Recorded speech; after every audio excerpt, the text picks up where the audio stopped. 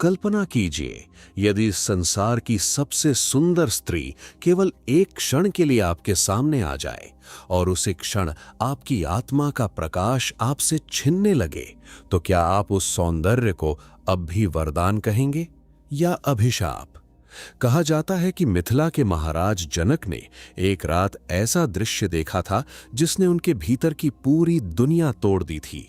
उस रात उन्होंने जाना कि मनुष्य स्त्री से नहीं हारता, वो हारता है अपने ही मन के उस अंधकार से जो सौंदर्य में अमरता खोजने लगता है। और यही वो रहस्य था जिसे महर्षि अष्टावक्र ने उन्हें बताया, ऐसा रहस्य जिसे सुनकर स्वयं जनक की चेतना कांप उठी थी।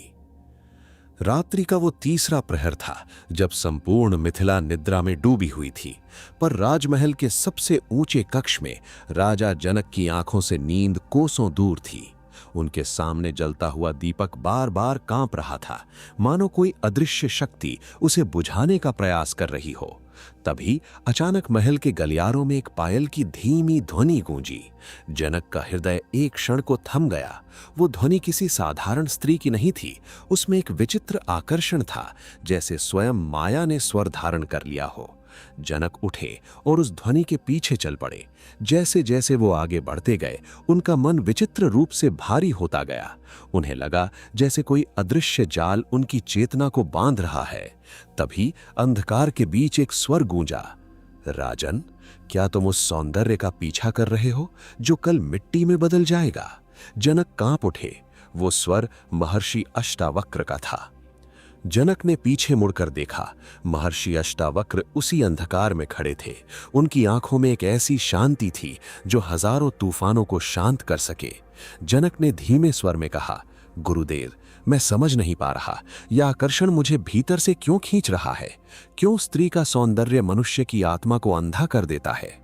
अष्टावक्र मुस्कुराए, पर वो मुस्कान करुणा से भरी थी। उन्होंने कहा, राजन, आत्मा कभी अंधी नहीं होती। अंधा होता है मन, जो स्वयं को शरीर समझ बैठता है। इतना कहकर अष्टावक्र ने अपना दाहिना हाथ जनक के मस्तक पर रखा। अगले ही क्षण जनक के सामने का महल विलीन होने लगा। दीवारें धुएं की तरह बिखर गईं और उन्होंने स्वयं को एक विशाल शमशान के मध्य खड़ा पाया। चारों ओर अग्नि जल रही थी, चिताएं धधक रही थीं और हवा में जलते हुए शरीरों की गंध फैली हुई थी।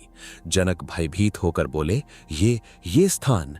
अष्टावक्र का स्वर गूंजा, यही वो सत्य है जिससे संसार भागता है। तभी जनक ने देखा, एक चिता पर एक अत्यंत सुंदर स्त्री का शरीर जल रहा था। वही चेहरा जिसकी कल्पना मात्र से राजाओं का विवेक डगमगा जाए। पर अब उसकी त्वचा राख बन रही थी, उसके केश अग्नि में सुलग रहे थे और कुछ ही क्षणों में वो शरीर धूल में बदल गया। जनक की आंखें फैल गईं। अष्टावक्र बोले, राजन, जिस सौंदर्य पर मनुष्य अपना जीवन न्योछावर कर देता है, समय उसी को राख बना देता है। फिर बताओ, मोह किससे है, स्त्री से या अपनी वासना से? जनक मौन हो गए। तभी उनके सामने दृश्य बदला। अब उन्होंने एक युवक को देखा जो एक स्त्री के प्रेम में पागल होकर अपने वृद्ध माता पिता को त्याग चुका था। वो स्त्री के पीछे पीछे वन, पर्वत, नगर हर जगह भटक रहा था। पर कुछ वर्षों बाद वही स्त्री किसी और के साथ चली गई। युवक पागलों की तरह रोने लगा। उसका शरीर टूट गया, उसका मन अंधकार में डूब गया। अष्टावक्र बोले, देखो राजन, जहां आसक्ति होती है वहां भय जन्म लेता है, और जहां भय है वहां आत्मा का प्रकाश नहीं पहुंचता।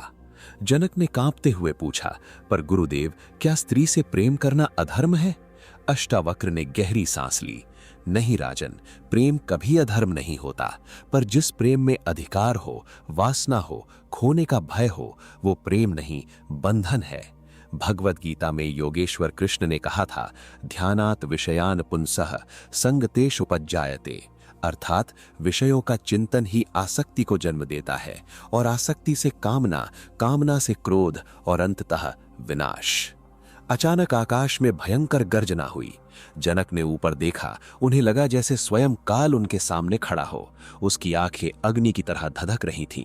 काल ने कहा, मनुष्य स्त्री के सौंदर्य में अमरत्व खोजता है, जबकि सौंदर्य स्वयं मृत्यु की ओर बढ़ रहा होता है। ये सुनते ही जनक का हृदय कांप उठा। उन्हें पहली बार अनुभव हुआ कि उनका मन कितनी गहराई से शरीरों के आकर्षण में बंधा हुआ है। तभी अष्टावक्र ने उन्हें एक शांत सरोवर के पास ले जाकर खड़ा किया। जल पूर्णतः स्थिर था। अष्टावक्र बोले, इस जल में देखो। जनक ने जल में देखा और स्तब्ध रह गए। वहां उनका चेहरा नहीं था।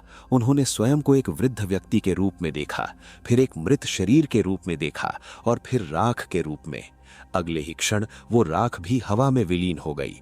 जनक भयभीत होकर पीछे हटे। अष्टावक्र बोले, यही शरीर का सत्य है। जो स्वयं नश्वर है वो तुम्हें स्थायी सुख कैसे दे सकता है? कुछ क्षणों तक केवल मौन था। फिर अष्टावक्र का स्वर गूंजा, राजन, स्त्री का सौंदर्य आत्मा को अंधा नहीं करता। आत्मा तो सदा प्रकाशमय है। अंधा करता है मन का भ्रम, जो शरीर में आनंद खोजता है। जब तक मन बाहर दौड़ता रहेगा तब तक वो कभी संतुष्ट नहीं होगा, क्योंकि संसार का प्रत्येक रूप परिवर्तनशील है। जनक की आंखों से आंसू बहने लगे। उन्होंने कहा, गुरुदेव, तो क्या संसार छोड़ देना ही मुक्ति है? अष्टावक्र मुस्कुराए, नहीं राजन, वेदांत त्याग का नहीं, जागरण का मार्ग है।